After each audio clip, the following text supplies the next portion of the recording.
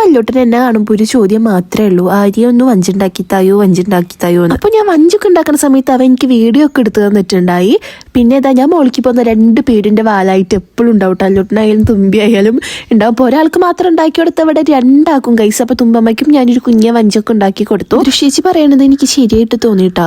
നമ്മുടെ വെള്ളി നക്ഷത്രം സിനിമയിലെ ജഗതിയും ജഗദീഷും തമ്മിലുള്ള കോംബോ ഇല്ലേ, ഒരാൾ ചിരിക്കുമ്പോൾ ഒരാൾ കരയും, ഒരാൾ കരയുമ്പോൾ ഒരാൾ ചിരിക്കും, അതേ കണക്കാണ് 2 പിന്നെ ഞങ്ങൾ വെറുതെ ഇങ്ങനെ ഇരിക്കായിരുന്നു. അപ്പൊ ഞാൻ തുമ്പാമ്മയ്ക്ക് ലിപ്സ്റ്റിക് ഒക്കെ ഇട്ട് കൊടുത്തിട്ടുണ്ടായിരുന്നു. അപ്പൊ അതിന്റെ ഷോ ആണ് ഈ കാണിക്കുന്നത്, ചുണ്ട് വെച്ച ഓരോ കോപ്രാട്യങ്ങൾ കാണിക്കുന്ന കേട്ടാ.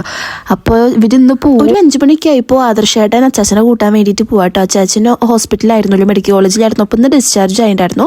പിന്നെ ഒരു 5:30 ആയപ്പോൾ ഞാൻ കുളിച്ച് മാറ്റി വിളക്കൊക്കെ വെച്ച് ഞങ്ങളുടെ തറവാട്ടമ്പലത്തേക്ക് പോവാം. അപ്പം ഇന്ന് എൻ്റെ കൂടെ ഉള്ളത് അമ്മമ്മയാണ് കേട്ടോ.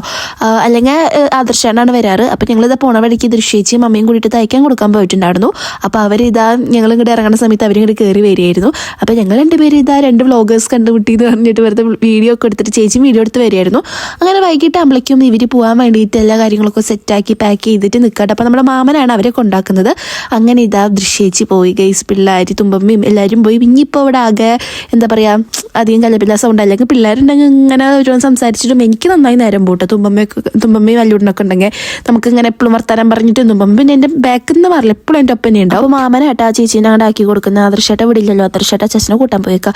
ഇനി എല്ലാവരും പോയി, ഇപ്പം ഞാനും അമ്മമ്മയും മാത്രമായിട്ടോ. അപ്പോൾ നമ്മുടെ വീഡിയോ എത്രയേ ഉള്ളൂ. ബൈ.